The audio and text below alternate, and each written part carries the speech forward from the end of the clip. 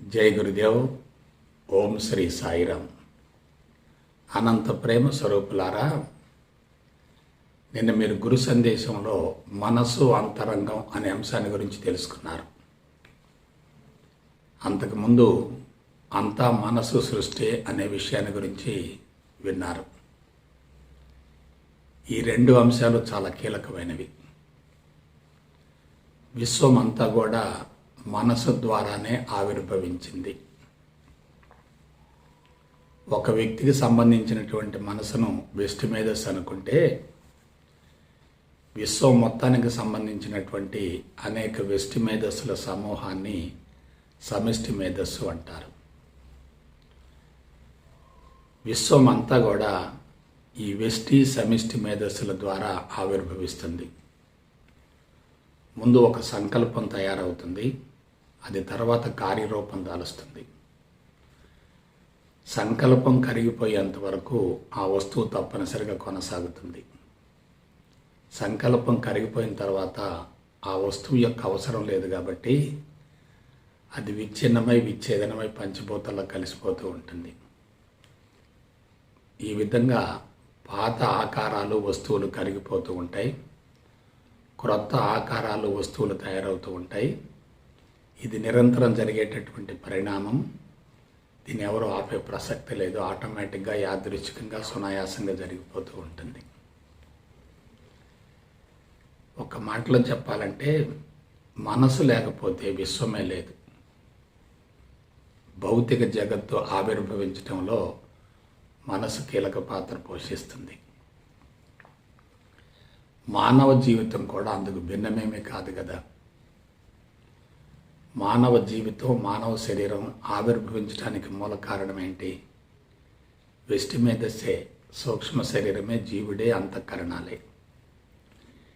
ఎటువంటి శరీరం ద్వారానైతే తన కోరికలు సంకల్పాలు నెరవేరుతాయో అటువంటి శరీరాన్నే జీవుడు తయారు చేసుకుంటాడు.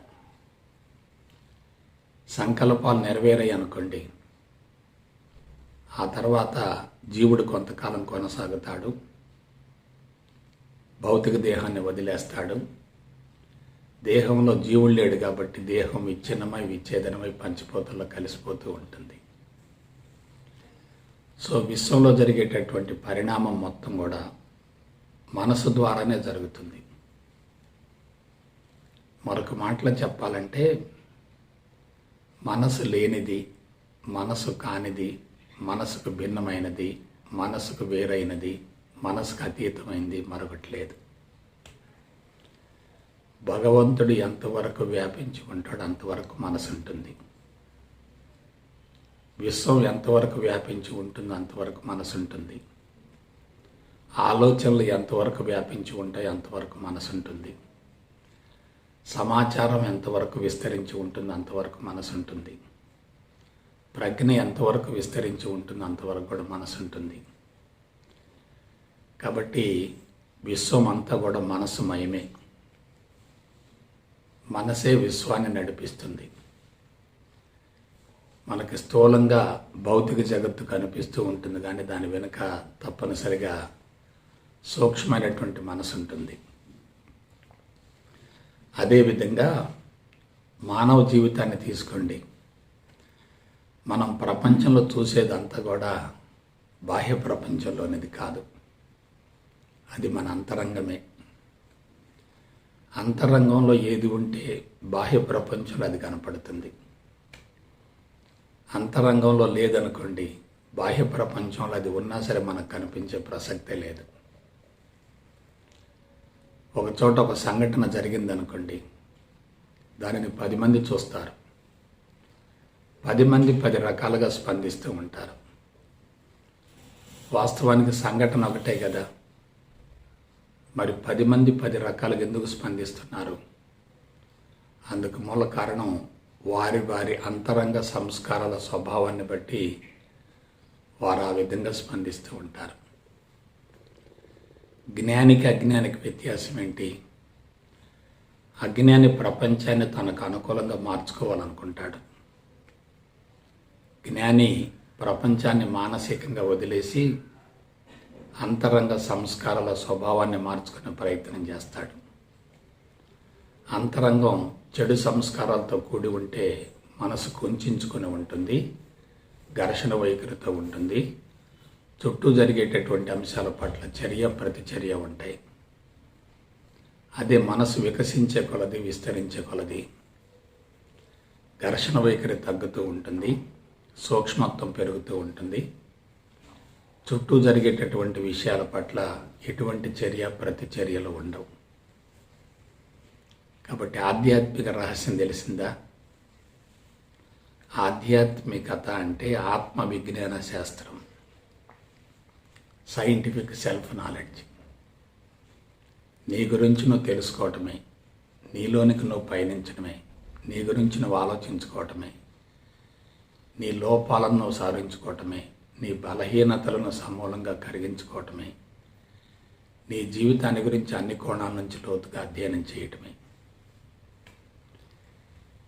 ఎవరైతే మనసు పరిధిలో ఉంటారో వారిని మనసు నడిపిస్తూ ఉంటుంది. ఎవరైతే మనసుకు అతీతమైనటువంటి స్థితికి చేరతారో వారు మనసును నడిపించగలుగుతారు. ఎవరైతే మనసు పరిధిలో జీవిస్తారో వారిని మనసు నడిపిస్తూ ఉంటుంది. ఎవరైతే మనసు యొక్క స్వరూపాన్ని, స్వభావాన్ని తెలుసుకొని దానికి అతీతంగా జీవించగలుగుతారో వారు మనసును నడిపించగలుగుతారు. మనస్సుచే నడిపించబడటం వేరు, మనస్సును నడిపించటం వేరు. మనస్సును నడిపించే వ్యక్తి యోగి, మనస్సు చేత నడిపించబడే వ్యక్తే రోగి. యోగం అంటే మనసుకు అతీతంగా జీవించగలగటం, అంటే ఆలోచనల స్థాయి దాటి శుద్ధ చైతన్యపు స్థితికి చేరటాన్నే మనసును జయించడం అంటారు. చూడండి, మనం ప్రపంచంలో ఏది చూస్తున్నామో అది ప్రపంచంలో ఉన్నది కాదు, మనకు మనంగా సృష్టించుకున్నదే.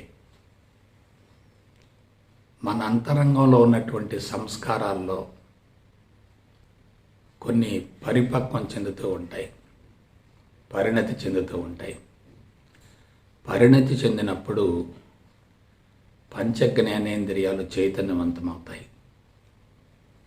ఆ పంచజ్ఞానేంద్రియాలు అంతరంగపు సంస్కారాల స్వభావాన్ని బట్టి బాహ్య ప్రపంచంలో అటువంటి సమాచారం కోసం వెతుకుతూ ఉంటాయి. సంస్కారము అంటే జీవుడికి సంబంధించినటువంటి అనుభవం. అది నెరవేరితేనే అనుభవం కరిగిపోతుంది, అది నెరవేరితేనే సంస్కారం కరిగిపోతుంది. అందువల్ల సంస్కారం ఏం చేస్తుందంటే దేహం నుంచి బయటికి రావటం కోసం ప్రయత్నిస్తూ ఉంటుంది. అది ఎందుకు బయటకు వస్తుంది? కరిగిపోవటం కోసం బయటకు వస్తుంది. జీవుడు ఏం చేస్తాడు? అంతరంగాన్ని శుద్ధి చేసుకోవటం కోసం సంస్కారాన్ని బయటికి పంపిస్తూ ఉంటాడు. సంస్కారం పరిణతి చెందినప్పుడు మనసు ఏం చేస్తుంది? పంచజ్ఞానేంద్రియాలను చైతన్యవంతం చేస్తుంది. ఈ పంచజ్ఞానేంద్రియాలు ఏం చేస్తాయి? భౌతిక ప్రపంచంలో చూస్తూ ఉంటాయి. ఆ అనుభవంతో ఉన్నటువంటి సంస్కారం కరిగిపోవాలంటే తప్పనిసరిగా అనుభవమే కావాలి, చర్య కావాలి. ఆ చర్య కోసం పంచజ్ఞానేంద్రియాలు బాహ్య ప్రపంచంలో వెతుకుతూ ఉంటాయి. పంచజ్ఞానేంద్రియాలకు అటువంటి అనుకూలమైనటువంటి వాతావరణం ఏర్పడేటట్లయితే అది మనసు గ్రహించి ఆ మనసు పంచకర్మేంద్రియాల ద్వారా అనుభవాన్ని నెరవేర్చుకునే ప్రయత్నం చేస్తుంది. జ్ఞానికి అజ్ఞానికి వ్యత్యాసం ఏంటంటే ఇద్దరు కూడా కర్మలు చేస్తూ ఉంటారు. కానీ జ్ఞాని కర్మ చేసేటప్పుడు ఫలితాన్ని ఆశించకుండా చేస్తాడు, నిష్కామ కర్మలు చేస్తాడు. అజ్ఞాని మాత్రం కర్మలు చేసేటప్పుడు ఫలితాన్ని ఆశిస్తూ ఉంటాడు. ఫలితాన్ని ఆశించాడు కాబట్టి తప్పనిసరిగా ఆ కర్మ ద్వారా మరొక బీజం ఏర్పడుతుంది. ఆ బీజం అనుభవంగా మారి అంతరంగంలో ఉండి మరల కర్మకు ప్రేరేపిస్తూ ఉంటుంది. ఈ విధంగా కర్మల మోతాదు పెరుగుతూ ఉంటాయి, కర్మల విత్తనాలు పెరుగుతూ ఉంటాయి. మనిషి కర్మబంధంలో ఇరుక్కుంటాడు, మానసిక ఒత్తిడిని పెంచుకుంటూ ఉంటాడు. అయితే ఇక్కడ ఒక విషయం చెప్తాను. మన అంతరంగ స్థితిని బట్టే బాహ్య ప్రపంచం కనిపిస్తుంది. మన అంతరంగ స్థితిని బట్టే బాహ్య ప్రపంచం కనిపిస్తుంది. అంతరంగంలో భౌతిక ప్రపంచానికి సంబంధించినటువంటి సంస్కారాలు బలీయంగా ఉండేటట్లయితే మనకు భౌతిక ప్రపంచంలో ఉన్నటువంటి భిన్నత్వం కనిపిస్తుంది, రూపనామాలు కనిపిస్తాయి, రంగులు ఆకారాలు కనిపిస్తూ ఉంటాయి. అవన్నీ కూడా మనల్ని ఆకర్షిస్తూ ఉంటాయి. మనం వాటి వెంట పడుతూ ఉంటాం. అదే వాస్తవం అనుకుంటాం, ఆకర్షింపబడుతూ ఉంటాం, కర్మలు చేస్తూ ఉంటాం. కర్మల మోతాదు పెరుగుతుంది, మనోభారం పెరుగుతూ ఉంటుంది, కర్మలు పొడిగించబడతాయి, జన్మలు కూడా పొడిగించబడతాయి. కాబట్టి ఇంద్రియాల ద్వారా బాహ్య ప్రపంచాన్ని చూడటం అనేది భౌతిక దృష్టి, ఇంద్రియ దృష్టి, స్థూల దృష్టి. పంచ జ్ఞానేంద్రియాల ద్వారా భౌతిక ప్రపంచంతో మనం సంబంధం ఏర్పరచుకుంటే అది ఇంద్రియ దృష్టి, భౌతిక దృష్టి, స్థూల దృష్టి. ఇంకొక విషయం చెప్తున్నాను. కేవలం మనం కళ్ళతోటి భౌతిక ప్రపంచంతో సంబంధాన్ని ఏర్పరచుకోం. చెవుల ద్వారా సంబంధం ఉంటుంది, ముక్కు ద్వారా సంబంధం ఉంటుంది, నాలుక ద్వారా సంబంధం ఉంటుంది, చర్మం ద్వారా కూడా సంబంధం ఉంటుంది. పంచజ్ఞానేంద్రియాలు అన్నీ కూడా నిరంతరం పనిచేస్తూనే ఉంటాయి. ఆ పంచజ్ఞానేంద్రియాలు పనిచేయటం అనేది చేతన మనసు మీద ఆధారపడి ఉంటుంది. ఆ చేతన మనసు పనిచేయటం అనేది ఉపచేతన మనసులో ఉన్నటువంటి సంస్కారాల స్వభావాన్ని బట్టి కొనసాగుతూ ఉంటుంది. ఉపచేతన మనసులో చెడు సంస్కారాలు బలీయంగా ఉన్నాయనుకోండి, చేతన మనసు పంచజ్ఞానేంద్రియాలను చెడు వైపుకే ఆకర్షింపజేస్తుంది. అదే ఉపచేతన మనసులో ఉత్తమ సంస్కారాలు ఉన్నాయనుకోండి, చేతన మనసు పంచజ్ఞానేంద్రియాలను మంచి వైపుకే ప్రేరేపిస్తూ ఉంటుంది. కాబట్టి మనం చూసేటటువంటి భౌతిక ప్రపంచం అంతా కూడా అంతరంగ సంస్కారాల స్వభావాన్ని బట్టి ఉంటుంది. భౌతిక ప్రపంచంలో మంచి జరిగిందనుకోండి, మన అంతరంగంలో చెడు సంస్కారాలు ఉంటే అది మనకు చెడుగా కనిపిస్తుంది. భౌతిక ప్రపంచంలో చెడు జరిగిందనుకోండి, మన అంతరంగంలో ఉత్తమ సంస్కారాలు ఉంటే అది మంచిగా కనిపిస్తుంది. కాబట్టి ఇక్కడ జాగ్రత్తగా విశ్లేషించుకోండి. భౌతిక ప్రపంచంలో కనిపించేది మొత్తం కూడా మన అంతరంగానికి ప్రతిబింబమే. మన అంతరంగమే అంతటా ప్రతిబింబిస్తుంది. ఇప్పుడు జాగ్రత్తగా ఆలోచించుకోండి. ఒక వ్యక్తి శారీరక మట్టంలో ఉన్నాడు, ఇంద్రియ మట్టంలో ఉన్నాడు. ఇంద్రియ మట్టంలో ఉన్నప్పుడు పంచజ్ఞానేంద్రియాలు బాహ్య ప్రపంచంలో పరుగులు పెడుతూ ఉండి సమాచారాన్ని సేకరిస్తూ ఉంటాయి. ఆ సమాచారానికి అనుగుణంగా చేతన మనసు పంచకర్మేంద్రియాలను పనిచేయిస్తూ ఉంటుంది. మూలాధార చక్రం పంచకర్మేంద్రియాలకు సంబంధించి ఉంటుంది, స్వాధిష్టాన చక్రం పంచ జ్ఞానేంద్రియాలకు సంబంధించి ఉంటుంది. ఈ రెండింటిని అనుసంధానం చేసేటటువంటిదే చేతన మనసు. కాబట్టి జ్ఞానికి అజ్ఞానికి తేడా ఏమిటి? అజ్ఞాని యొక్క మనసు కుంచుకొని ఉంటుంది, జ్ఞాని యొక్క మనసు వికసించి ఉంటుంది. అజ్ఞాని మనసు స్థూలత్వం వైపుకు ఆకర్షింపబడుతూ ఉంటుంది. జ్ఞాని యొక్క మనసు విస్తరించి ఉంటుంది కాబట్టి అది సూక్ష్మత్వానికి వెళుతూ ఉంటుంది.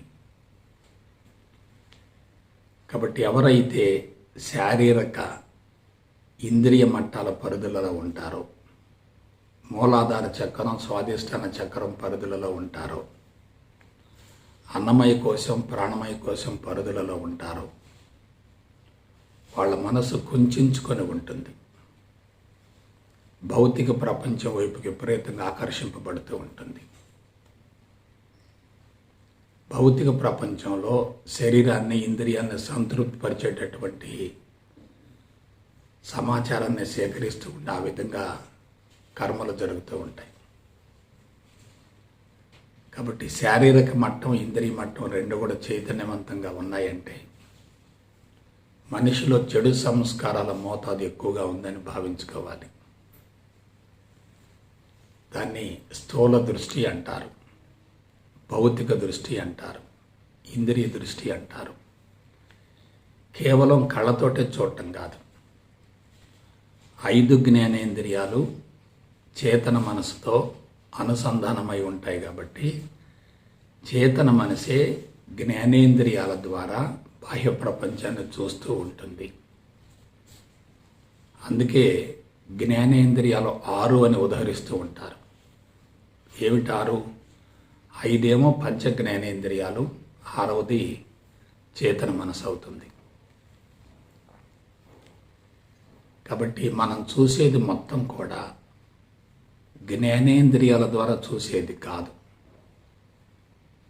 మన ప్రజ్ఞ ద్వారా చూస్తాం, మన మనసు ద్వారా చూస్తాం. బాహ్య ప్రపంచంలో మనం దేనికోసమైతే పరితపిస్తున్నామో దానికోసం వెంపర్లాడుతూ ఉంటాం.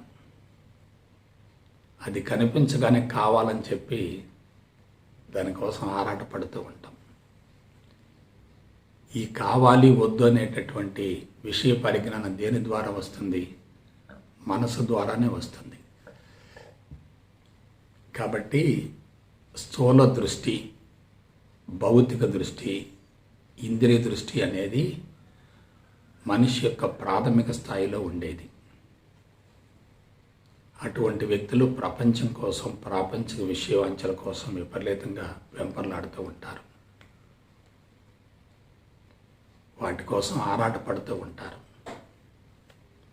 సమాచారాన్ని విపరీతంగా సేకరిస్తూ ఉంటారు. సంస్కారాల మోతాదును పెంచుకుంటూ ఉంటారు. ఏదో కావాలి అనే భావన ఎక్కువగా ఉంటుంది. మరొక మాటలో చెప్పాలంటే మూలాధార చక్రానికి సంబంధించినటువంటి సంస్కారాలు ఎక్కువగా ఉంటే ఆ వ్యక్తులు ఆహారం కోసం, సెక్స్ కోసం ఆరాటపడుతూ ఉంటారు. స్వాధిష్టాన చక్రం చైతన్యవంతంగా ఉన్నటువంటి సంస్కారాలతో గనక అంతరంగం నిండి ఉంటే వాళ్ళు డబ్బు కోసం ఆరాటపడుతూ ఉంటారు. విలాసవంతమైన, భోగలాలస, వినోదభరితమైన, శృంగారభరితమైన జీవితం కోసం ఆరాటపడుతూ ఉంటారు. అంటే మనసు ఏమైంది? క్రింది వైపుకి వచ్చింది. అందుకే సంస్కృతంలో ఒక సూక్తి ఉంది, మన ఏవ మనుష్యానాం కారణం బంధ మోక్షయోహో అన్నారు. బంధానికైనా మోక్షానికైనా మనసే మూల కారణం అన్నారు. బంధాలంటే ఏమిటి? మనసు మూలాధార స్వాధిష్టాన చక్రాల వైపుకు మళ్ళటం. అటువంటి వారు ఇంద్రియాలను విపరీతంగా రెచ్చగొడుతూ ఉంటారు, కవ్విస్తూ ఉంటారు, ఉద్రేకపరుస్తూ ఉంటారు. జీవితాన్ని అనుభవించాలనేటటువంటి ఆరాటం ఎక్కువగా ఉంటుంది. దానికోసమే ప్రస్తుతం సైన్సు, సాంకేతిక పరిజ్ఞానం విపరీతంగా వెలుగులోకి వచ్చింది. అధునాతన నాగరికత మొత్తం కూడా మనిషిని క్రింద చక్రాల వైపుకు మళ్ళిస్తూ ఉంది. భౌతికవాదం అంతా దానికి సంబంధించింది. విలాస వినోదభరితమైన జీవితం అంతా కూడా దానికి సంబంధించింది. కాబట్టి స్థూల దృష్టి, భౌతిక దృష్టి, ఇంద్రియ దృష్టి, ఇదంతా కూడా ప్రాథమిక స్థాయిలో ఉంటుంది. ఇటువంటి వ్యక్తులలో చర్య ప్రతిచర్యలు ఎక్కువగా ఉంటాయి. భౌతిక ప్రపంచం వైపుకు పరుగులు తీస్తూ ఉంటారు. బాహ్యముఖ ప్రయాణంలో ఉంటారు. కోరికల మోతాదు విపరీతంగా పెరుగుతూ ఉంటుంది. కోరికలు తీరినా సరే సంతృప్తి ఉండదు, ఇంకా కోరికలు పెంచుకుంటూ ఉంటారు. ఒక రకంగా చెప్పాలంటే ప్రస్తుత ప్రపంచం మొత్తం ఇదే విధంగా కొనసాగుతుంది. మానవ జాతి యావత్తు కూడా శారీరక ఇంద్రియ మట్టాలను సంతృప్తిపరిచే విధంగా జీవితాన్ని, జీవన విధానాలను కొనసాగిస్తూ ఉన్నారు. అందుకే ప్రపంచంలో సంవత్సరం గడిచే కొద్దీ సమస్యలు పెరుగుతూ వస్తున్నాయి. అయితే ఇంద్రియాలు పని చేయటం లేదు. మనం బాహ్య ప్రపంచం వైపుకి వెళ్ళటం లేదు. కళ్ళు మూసుకొని కూర్చున్నాం, కానీ బాహ్య ప్రపంచం కనిపిస్తూ ఉంటుంది. కళ్ళు మూసుకొని కూర్చున్న బాహ్య ప్రపంచం కనిపిస్తుందంటే మనం కళ్ళ ద్వారా చూడటం లేదు, మనసు ద్వారానే చూస్తున్నాము. కళ్ళు మూసుకున్నా సరే బాహ్య ప్రపంచం కనిపిస్తుందంటే మనం కళ్ళ ద్వారా చూస్తున్నామా? లేదు, మనసు ద్వారానే చూస్తున్నాం. మనసు అంటే ఏంటి? ప్రాణశక్తి యొక్క రూపాంతరం. ప్రాణశక్తి సూక్ష్మాతి సూక్ష్మమైంది. అది సంస్కారాల రూపంలో రూపాంతరం చెందింది. అది మనిషి యొక్క అంతరంగంలో నిక్షిప్తమయ్యింది. కళ్ళు మూసుకొని కూర్చున్నారు, అంతరంగంలో ఉన్నటువంటి సంస్కారం పరిణతి చెందింది. అది బాహ్య ప్రపంచాన్ని చూస్తూ ఉంటుంది. గతం కావచ్చు, వర్తమానం కావచ్చు, భవిష్యత్తు కావచ్చు. కళ్ళు మూసుకున్నప్పుడు లోపల నుంచి విపరీతంగా ఆలోచనలు వస్తున్నాయంటే కళ్ళు చూడటం లేదుగా, చెవులు వినడం లేదుగా, ముక్కు వాసన చూడటం లేదుగా, చర్మం స్పృశించడం లేదుగా, నాలుక రుచులు చూడటం లేదు కదా. కానీ అనుభూతులు మాత్రం ఉన్నాయి, అనుభవాలు మాత్రం ఉన్నాయి, సంస్కారాలు మాత్రం ఉన్నాయి. ఆ సంస్కారాలు ఏం చేస్తున్నాయి? పరిణతి చెంది ఆలోచన రూపంలో బయటకు వస్తూ ఉన్నాయి. ఆ విధంగా మనిషి ఇంద్రియాలకు అతీతంగా, ఇంద్రియాలకు వేరుగా ఉండి భౌతిక ప్రపంచాన్ని చూసేటట్లయితే దాన్ని మనోదృష్టి లేక సూక్ష్మ దృష్టి అంటారు. మనోదృష్టి లేక సూక్ష్మ దృష్టి. మొట్టమొదటిది ఏమిటి? స్థూల దృష్టి, ఇంద్రియ దృష్టి, భౌతిక దృష్టి. ఇప్పుడు మనం చెప్పుకుంది ఏమిటి? మనోదృష్టి, సూక్ష్మ దృష్టి. ఇది ఎక్కడి నుంచి వచ్చింది? అంతరంగంలో ఉన్నటువంటి సంస్కారాల స్వభావాన్ని బట్టి ఈ దృష్టి ద్వారా మనం భౌతిక ప్రపంచాన్ని చూస్తూ ఉన్నాం. జరిగిపోయిన సంఘటనలు కావచ్చు, జరుగుతున్న సంఘటనలు కావచ్చు, జరగబోయే సంఘటనలు కావచ్చు, ఏవైనా సరే అవన్నీ కూడా మనోఫలకంలో దృశ్యాల రూపంలో కనిపిస్తూ ఉంటాయి. మీరు ఒక 40 ఏళ్ల క్రితం ఒక సినిమా చూశారు. ఆ సినిమాకు సంబంధించినటువంటి సమాచారం అంతరంగంలో పూర్తిగా రికార్డ్ అయ్యింది, సంస్కారాల రూపంలో నిక్షిప్తమయ్యింది. ఇవాళ కళ్ళు మూసుకుంటే అదంతా గుర్తుకొస్తూ ఉంటుంది. కళ్ళు తెరిచి ఉన్నాం అనుకోండి, భౌతిక ప్రపంచంలో నిమగ్నం అవుతాం. కళ్ళు మూసుకున్నాం అనుకోండి, భౌతిక ప్రపంచంతో ఉన్న సంబంధం తాత్కాలికంగా నిలిపివేయబడుతుంది. అప్పుడు ఏమవుతుంది? అంతరంగంలో ఉన్నటువంటి సంస్కారాలు ప్రకోపిస్తాయి, పరిణతి చెందుతాయి. అవి సమాచారం రూపంలో కానీ, దృశ్యాల రూపంలో కానీ బయటకు వస్తూ ఉంటాయి. ఇవి ఎక్కడి నుంచి వచ్చాయి? ఉపచేతన మనసు నుండి వచ్చాయి, అంతశ్చేతన మనసు నుండి వచ్చాయి. మరి ఇంద్రియాల ద్వారా మనం చూసేటటువంటి సమాచారానికి మూలం ఏంటి? చేతన మనసు. మనోదృష్టి ద్వారా, సూక్ష్మ దృష్టి ద్వారా మనం చూసేటటువంటి సమాచారం మొత్తం దేనికి సంబంధించి ఉంటుంది? అంతరంగ సంస్కారాలను బట్టి ఉంటుంది. చేతన మనసు, ఉపచేతన మనసులో ఉన్నటువంటి సంస్కారాలు ప్రకోపించాయి అనుకోండి, మనకి మనోదృష్టి, సూక్ష్మ దృష్టి ద్వారా దృశ్యాలు కనపడుతూ ఉంటాయి. ధ్యానంలో ఉన్నటువంటి కీలకమైన అంశం ఇది. కళ్ళు మూసుకున్నప్పుడు లోపల నుంచి సమాచారం బయటకు వస్తూ ఉంటుంది. అజ్ఞాని అనుకూలమైన వాతావరణం కోరుకుంటాడు, అనుకూలమైన సమాచారం కోరుకుంటాడు. వ్యతిరేకంగా ఉన్నటువంటి సమాచారాన్ని వద్దనుకుంటాడు. కానీ కళ్ళు మూసుకున్నప్పుడు ఏమవుతుంది? లోతుగా ఉన్నటువంటి చెడు సమాచారం బయటకు వచ్చే ప్రయత్నం చేస్తుంది. ఆ చెడు సమాచారం బయటకు వస్తూ ఉంటే, దాన్ని వ్యతిరేకిస్తూ ఉంటే అదేమవుతుంది? ఇంకా తీవ్రతరం అవుతుంది. ఒకటి ఆశించాం, మరొకటి లభిస్తూ ఉంది.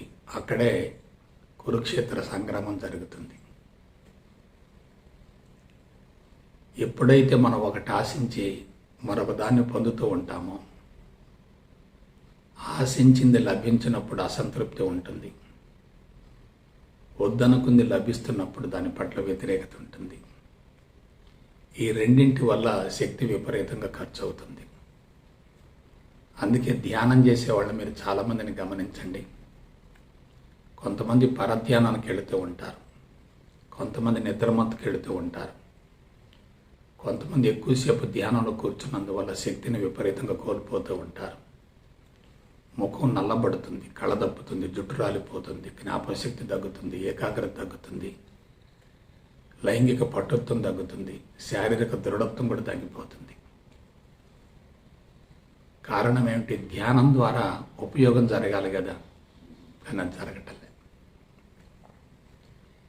ఇప్పుడు మనం రెండవ రకపు దృష్టిని గురించి చెప్పుకుంటున్నాం. అదేమిటి? సూక్ష్మ దృష్టి లేక మనోదృష్టి. ఇది ఎక్కడి నుంచి వచ్చింది? అంతరంగ సంస్కారాల స్వభావాన్ని బట్టి, అనుభవాన్ని బట్టి ఆ దృష్టి వస్తుంది. కొంతమందికి అంతరంగ సంస్కారాలతో నిమిత్తం లేకుండా ఎక్కడెక్కడో ఉన్నటువంటి విషయాలు తెలుస్తూ ఉంటాయి, ఎప్పుడో జరిగిన విషయాలు తెలుస్తూ ఉంటాయి. అవి యాదృశ్చికంగా తెలుస్తూ ఉంటాయి, స్పాంటేనియస్గా తెలుస్తూ ఉంటాయి. ఒక రకంగా వాళ్ళు ట్రాన్స్లోకి వెళతారు, ఈ ప్రపంచం నుండి మరొక ప్రపంచంలోకి వెళతారు. వాళ్ళు చుట్టూ జరిగేటటువంటి విషయాల పట్ల ఎటువంటి ప్రతిచర్యను, ప్రతిస్పందనను చూపరు. కానీ వాళ్ళ యొక్క ప్రజ్ఞ వేరే మరొక చోటుకి వెళ్ళిపోయింది, వేరే మరొక ప్రాంతానికి వెళ్ళిపోయింది, సుదూర ప్రాంతానికి వెళ్ళిపోయింది. అక్కడేం జరుగుతుందో ప్రత్యక్షంగా చూస్తూ ఉంటుంది. అక్కడేం జరిగిందో ప్రత్యక్షంగా చూస్తూ ఉంటుంది. దాన్ని ఏమంటారంటే దివ్య దృష్టి అంటారు. దివ్య దృష్టి అంటారు. అది దివ్య దృష్టి అంటే మనిషి దివ్యత్వంలో ఉన్నప్పుడు వందల వేల లక్షల కిలోమీటర్ల దూరం ఉన్నటువంటి సంఘటనలు కూడా ప్రత్యక్షంగా చూడగలుగుతాడు. దేని ద్వారా? అతీంద్రియ శక్తి ద్వారా, ప్రాణశక్తి ద్వారా. అలా అక్కడ జరిగేటటువంటి సంఘటనల్ని, జరుగుతున్న వాటిని జరుగుతున్నట్లుగా వర్ణిస్తూ ఉంటాడు. దీన్ని ఏమంటారంటే దివ్య దృష్టి అంటారు. దీనిలోనే మరొక రకం ఉంది, టెలిపతి అంటారు. టెలిపతి అంటే దూరంగా ఉన్నటువంటి సంఘటనల్ని పసిగట్టడం, తెలుసుకోవటం. ఇది ఎవరికి సాధ్యమవుతుంది? స్థూల దృష్టిని, ఇంద్రియ దృష్టిని, భౌతిక దృష్టిని అధిగమించాలి. అంతరంగమందలి సంస్కారాలను సమూలంగా కరిగించుకోవాలి. ప్రజ్ఞ అనంతంగా విస్తరించాలి. ప్రజ్ఞ ఎంత ఎక్కువగా విస్తరిస్తూ ఉంటే వీరు అంత దూరంలో జరిగేటటువంటి సంఘటనలను ప్రత్యక్షంగా చూడగలుగుతారు. ఇదే అతీంద్రియ శక్తి, టెలిపతి, దివ్య దృష్టి. దైవత్వంతో జీవించేటటువంటి వాళ్ళలో ఇటువంటి దివ్య దృష్టి ఉంటుంది. వీళ్ళు మానవాతీత అతీంద్రియ శక్తులను ప్రదర్శించగలుగుతారు, మిరకిల్స్ను చూపించగలుగుతారు. వీళ్ళు ఎక్కడో జరిగేటటువంటి సంఘటనలు కూడా ఒకచోట కూర్చొని చూడగలుగుతారు. అంటే వాళ్ళ ప్రజ్ఞ ఎలా ఉంది? అనంతంగా ఉంది. ఎటువంటి పరిధి లేకుండా ప్రజ్ఞ విస్తరిస్తూ వస్తుంది. అందువల్ల వాళ్ళు సుదూరంగా ఉన్నటువంటి విషయాలను కూడా కనుక్కోగలుగుతారు. ఇటువంటి దివ్య దృష్టి మరికొంత మేరకు రూపాంతరం చెందిందనుకోండి, వీళ్ళు జరిగింది, జరుగుతున్నది, జరగబోతున్నది కూడా చూడగలుగుతారు. జరిగింది, జరుగుతున్నది, జరగబోతున్నది కూడా చూడగలుగుతారు, చెప్పగలుగుతారు. అంటే భూత, వర్తమాన, భవిష్యత్తులను గురించి కూడా తెలుసుకోగలుగుతారు, ప్రకటించగలుగుతారు, వెల్లడించగలుగుతారు. వీరి ప్రజ్ఞ శరీరానికి సంబంధించి ఉండదు. ప్రజ్ఞ శరీరం నుండి వేరవుతుంది. భూమండలం మొత్తం తిరుగుతూ ఉంటుంది. ఎక్కడేం జరుగుతుందో తెలుసుకోగలుగుతారు. జరిగింది, జరుగుతున్నది, జరగబోతున్నది కూడా వీళ్ళకి తెలిసిపోతూ ఉంటుంది. వీళ్ళనే అవతార పురుషులు అంటారు. వీళ్ళు మానవాతీత అతీంద్రియ శక్తులను ప్రదర్శించగలుగుతారు, చమత్కారాలను చూపించగలుగుతారు, అద్భుతాలను అందరికీ తెలియజేయగలుగుతారు. అది ఎలా సాధ్యమవుతుంది? ప్రజ్ఞ అనంతంగా విస్తరించాలి. ప్రజ్ఞ అనంతంగా ఎప్పుడు విస్తరిస్తుంది? చేతన మనసులో, ఉపచేతన మనసులో ఉన్నటువంటి సంస్కారాల మోతాదు సమూలంగా కరిగిపోతే అప్పుడు ప్రజ్ఞకు పరిధి కానీ పరిమితి కానీ ఉండవు. అటువంటి మేధస్సు అనంతంగా ఉంటుంది, ఎంత దూరమైనా వ్యాపిస్తుంది. మరొక విషయం చెప్తాను. ఇదే ప్రజ్ఞ విశ్వవ్యాపితమైతే,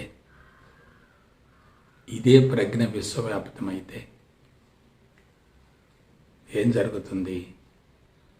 ఆత్మ ఎంతవరకు వ్యాపించి ఉంటుందో మనిషి అంతవరకు విశ్వాన్ని చూడగలుగుతాడు. దానినే ఆత్మదృష్టి అంటారు. ఆత్మస్థితికి చేరిన తర్వాత మనం విశ్వాన్ని చూస్తూ ఉంటే దాన్ని ఆత్మదృష్టి అంటారు. బిడ్డలారా, క్రీస్తుకు పూర్వం 6000 సంవత్సరాల నాడు భారతదేశంలో ఇటువంటి వ్యక్తులు జన్మించారు, ఆత్మదృష్టితో జీవించారు, విశ్వ సమాచారాన్ని, ప్రకృతి సూత్రాల మొత్తాన్ని కూడా ప్రపంచానికి బహిర్గతం గావించగలిగారు. అదే ఆధ్యాత్మిక మార్గం, అదే ఉపనిషత్తుల సారం. విశ్వ రహస్యాలను ఛేదించగలిగారు, ప్రకృతి సూత్రాలను పసిగట్టగలిగారు. అందుకు మూల కారణం ఏంటి? ఆత్మదృష్టి నుండి ప్రపంచాన్ని చూడటమే. మరొక కీలక విషయం చెప్తున్నాను. ఆత్మదృష్టి నుండి మనం ఏం చూసినా సరే అది ఆత్మజ్ఞానం అవుతుంది. భౌతిక దృష్టి నుండి మనం గనక సమాచారాన్ని సేకరిస్తే అది భౌతిక జ్ఞానం అవుతుంది. భౌతిక జ్ఞానం భౌతిక జగత్తుకు సంబంధించి ఉంటుంది. ఆత్మజ్ఞానం మాత్రం ఆత్మ దృష్టి నుండి ప్రపంచాన్ని చూడటం ద్వారా బహిర్గతమయ్యేటటువంటి జ్ఞానం. మరొక మాటలో చెప్తాను, ఆత్మ దృష్టి నుండి భౌతిక ప్రపంచాన్ని వర్ణించేటట్లయితే భౌతిక ప్రపంచం యావత్తు కూడా భగవంతుడికి ప్రతిరూపంగానే వర్ణించబడుతుంది. భౌతిక ప్రపంచంలో ఉన్నటువంటి సూక్ష్మమైనటువంటి అంశాలను, తత్వాలను, లీలలను, మార్పులు చేర్పులను సునాయాసంగా సులభంగా వర్ణించగలుగుతారు. మరొక విషయం చెప్తున్నాను, ఎవరికైతే ఆత్మదృష్టి ఉంటుందో వారు చనిపోయిన తర్వాత జీవుడు ఎక్కడెక్కడ తిరుగుతున్నాడో చూడగలుగుతారు. భూమండలంలో సంచరించేటటువంటి వాసన బీజాలన్నింటిని కూడా చూడగలుగుతాడు. అతనికి విశ్వ శరీరం ఉంటుంది, భౌతిక శరీరం ఉండదు. దాన్ని యూనివర్సల్ బాడీ అంటారు. కాబట్టి మనసు ద్వారానే ఇది మొత్తం జరుగుతుంది. మనసు ఎంత ఉన్నతమైనదో మీరు ఆలోచించండి. దాన్ని మనం సక్రమంగా వినియోగించుకున్నామా జీవితం ధన్యమవుతుంది. దుర్వినియోగపరుచుకున్నామా జీవితం అభాసుపాలవుతుంది. ప్రస్తుతం మానవులంతా కూడా మనసును క్రింది స్థాయికి మళ్ళిస్తున్నారు. శారీరక ఇంద్రియ మట్టాలకే మనసును పరిమితం చేస్తున్నారు. భౌతిక జగత్తులో జరిగేటటువంటి సంఘటనల గురించి అతిగా అనవసరంగా విపరీతంగా ఆలోచిస్తూ ఉన్నారు, శక్తిని కోల్పోతూ ఉన్నారు. అలా కాకుండా మనసును అనంతంగా విస్తరింపజేయగలిగితే అదే ఆత్మగా రూపాంతరం చెందుతుంది. అంటే మరొక మాటలో చెప్పాలంటే మనసే ఆత్మ, ఆత్మే మనసు. కుంచుకుంటే అది ఘర్షణ వైఖరిలో ఉంటుంది. వికసించే కొలది ఆత్మ దృష్టికి చేరుతుంది. ఇప్పుడు మనం సమాచారం తెలుసుకుంటూ ఉన్నాం కదా, ఈ తెలుసుకోవటానికి మూల కారణం మనసే కదా. మనం ఆత్మను గురించినటువంటి సమాచారాన్ని తెలుసుకుంటున్నామంటే మనలో మనకు తెలియకుండానే ఆత్మకు సంబంధించినటువంటి సమాచారం ఉన్నట్లే కదా. ఆత్మకు సంబంధించిన సమాచారం లేకపోతే మనం దాన్ని తెలుసుకోలేం కదా, వెల్లడించలేం కదా. కాబట్టి మనసు ఎంత శక్తివంతమైందో మీరు ఆలోచించండి. మనిషికి మనసు వరమే. ఎప్పుడు దాన్ని సద్వినియోగపరుచుకుంటే అది శాపం అవుతుంది, ఎప్పుడు దాన్ని దుర్వినియోగపరుచుకుంటే. ఇప్పుడు మనుషులంతా ఏమయ్యారు? పరిమితంగా జీవిస్తున్నారు, బౌండరీలో జీవిస్తున్నారు, పరిధుల్లో జీవిస్తున్నారు, స్థూలత్వంలో జీవిస్తూ ఉన్నారు, శారీరక ఇంద్రియ మట్టాలకే పరిమితం అవుతున్నారు. కాబట్టి ఇప్పటి వరకు మనం తెలుసుకున్నటువంటి సమాచారాన్ని జాగ్రత్తగా విశ్లేషించుకునేటట్లయితే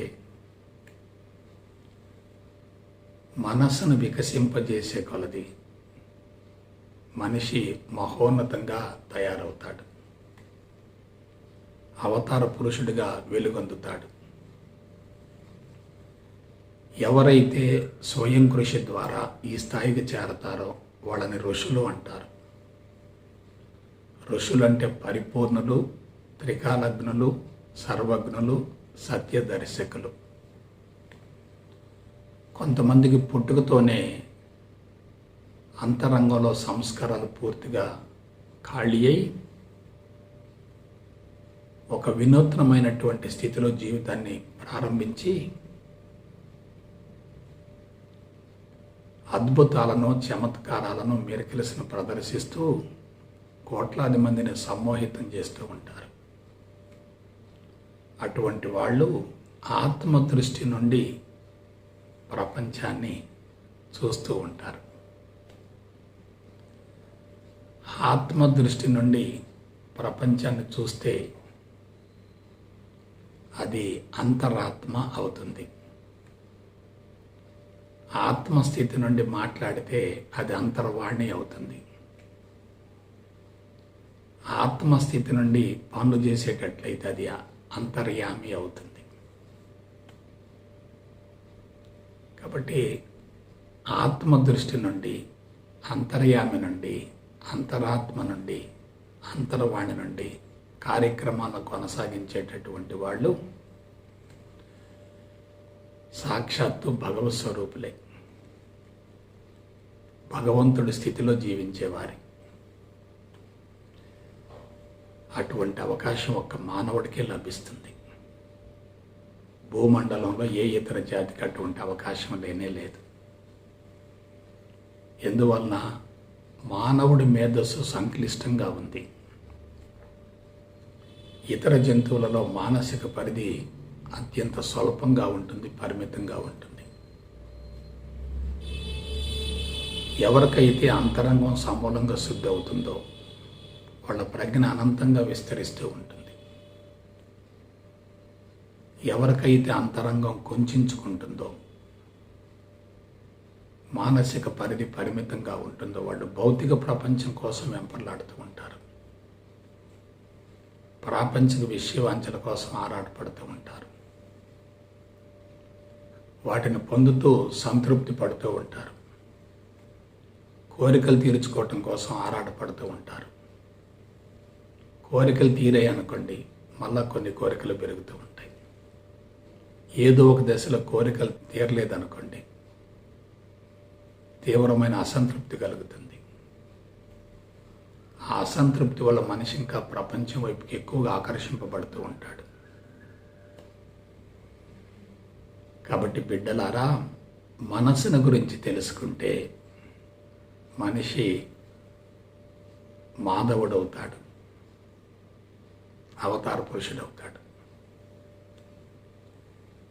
తెలుసుకోవటం ఒక ఎత్తు, దాన్ని అనుభవంలోకి పొందటం మరొక అంశం.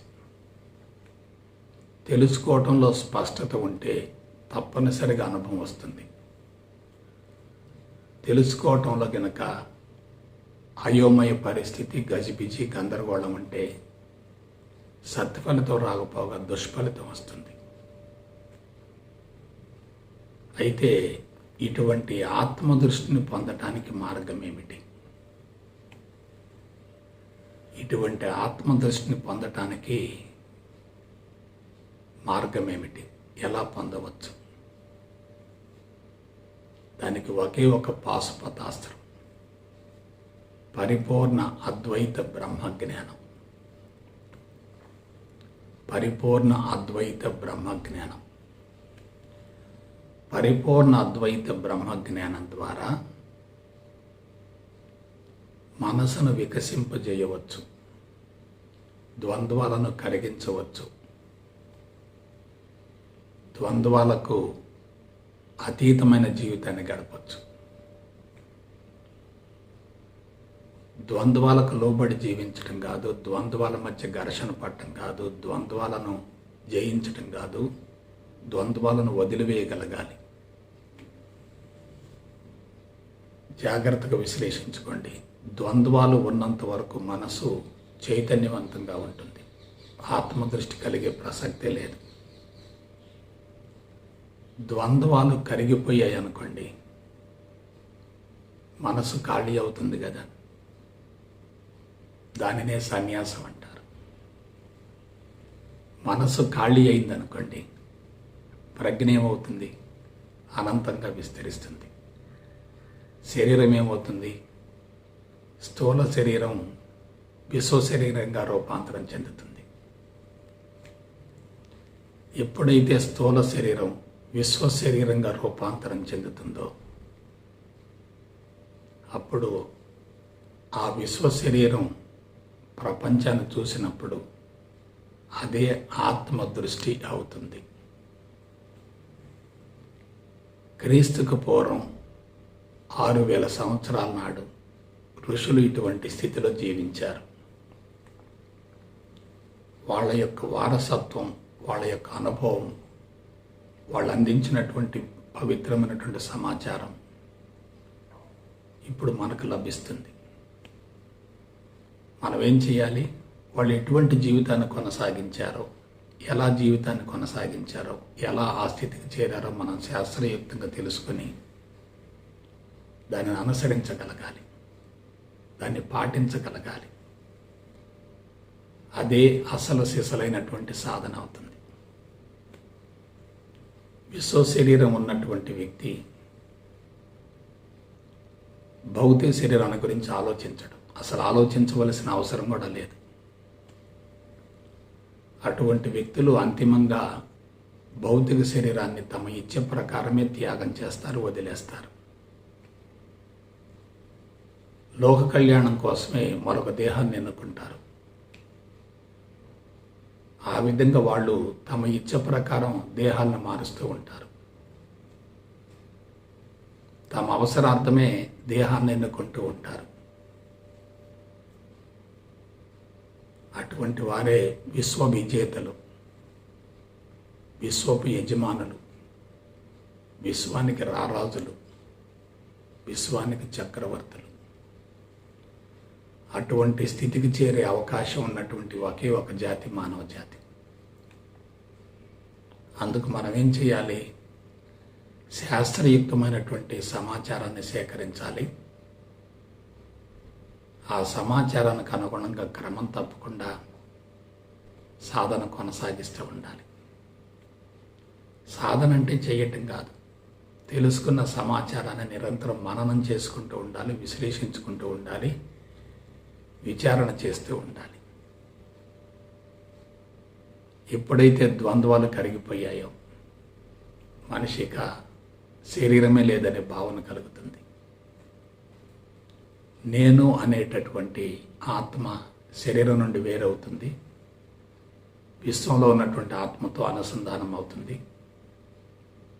అప్పుడు ఆత్మ దృష్టి ప్రారంభమవుతుంది. కాబట్టి ప్రేమాత్మ స్వరూపులారా,